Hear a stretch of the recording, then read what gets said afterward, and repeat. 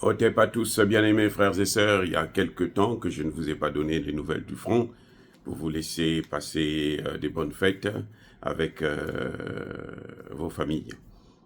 Encore une fois de plus, bonne fête, bonne année 2025. Nous parlons ici, comme d'habitude, du front, non pas ukrainien, mais du front RDC. Vous savez que le Congo est attaqué par des pays voisins, notamment le Rwanda, mais aussi l'Ouganda et le Kenya.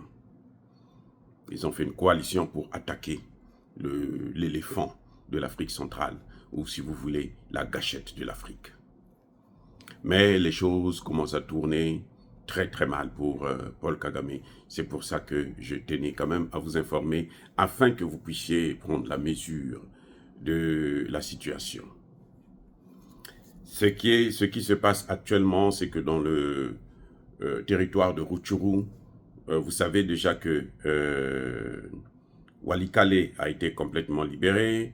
Il y a Lubero qui est presque libéré. En tout cas, les troupes congolaises et leurs alliés Wazalendo, les grands patriotes, sont vraiment à pied d'œuvre et ils sont en train de faire un travail formidable de ratissage de la région. Donc, actuellement, depuis hier, l'armée congolaise et leurs alliés Wazalendo ont repris Nyamilima, la cité de Nyamilima, depuis hier. Vous savez qu'il y a quelques jours, Paul Kagame, qui est audacieux, devenu fou d'ailleurs, parce que ça, ce n'est plus le courage ni l'audace, mais c'est une folie. C'est un suicidaire.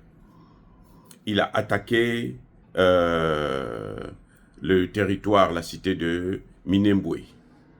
En fait, il tenait à prendre l'aéroport de Kasiba, parce que pour lui, il voulait maintenant avoir un aéroport à lui, à l'intérieur même de la RDC, afin de renforcer à la fois les troupes en armement et en hommes. Mais ça n'a pas marché, ça a tourné au vinaigre.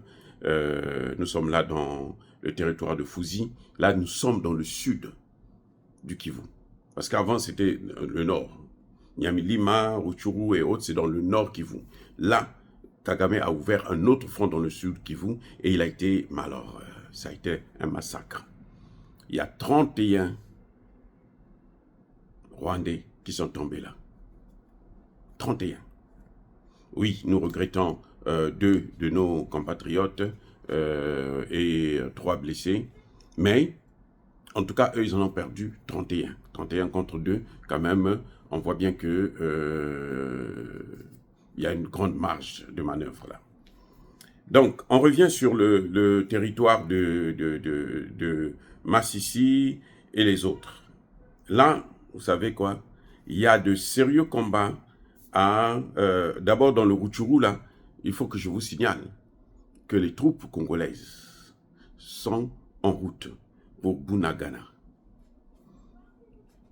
Donc, je ne serais pas étonné que la journée d'aujourd'hui, Bunagana puisse être sous le feu. Eh oui. Et Willy Ngoma et les autres, ses alliés qui occupaient Bunagana, ont eu des problèmes. Il y en a un qui a fui.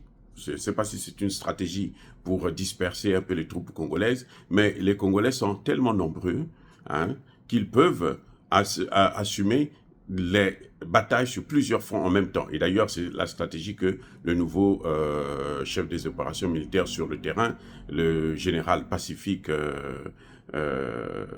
Masunzu, je crois. Non, pas Masunzu. Oui, je crois que c'est Masunzu.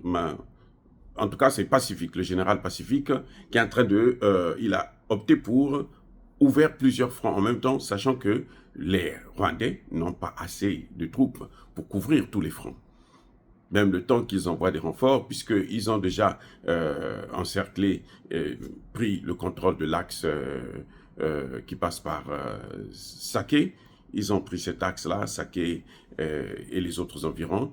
Donc, ils ont du mal à rentrer encore. Parce que chaque fois qu'ils rentrent, on s'est rendu compte que chaque fois qu'ils rentrent, ils sont tous neutralisés. Et ce matin-là, les combats sont intenses à Nyabiara, à Ngoup Fungulu et à Ndopfu, dans la localité de Kaigra. Et aussi, il y a aussi d'autres combats qui se déroulent actuellement dans le groupement de Mufuni Shanga et dans les collines de Kashingamutwe et Ndubia. En tout cas, nous saluons encore une fois de plus le courage des Wazalendo et de l'armée congolaise, le travail qu'ils sont en train d'abattre. C'est un travail méticuleux et professionnel. Tout est fait en règle. Tout est fait en règle. Nous sommes avec vous, nous vous soutenons parce que cette guerre, vous devrez la gagner, nous devrons la gagner. Nous, en tant qu'Africains, c'est la guerre des Africains. N'oubliez pas, il y a une chose que je dois faire savoir aux Congolais de la RDC. La RDC n'est pas en train de combattre le Rwanda. N'oubliez jamais ça. La RDC ne combat pas le Rwanda. La RDC est en train de combattre l'OTAN. Je reprends. La RDC n'est pas en train de combattre le Rwanda. La RDC est en guerre contre l'OTAN. Qui dit l'OTAN dit d'abord et avant tout les États-Unis. Ensuite, la France et les autres États.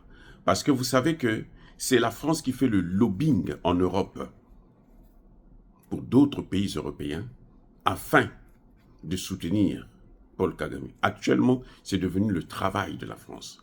La France, voyant qu'ils ont perdu pratiquement l'Afrique de l'Ouest, francophone, parce que même le Sénégal et la Côte d'Ivoire, ils ont des problèmes là-bas.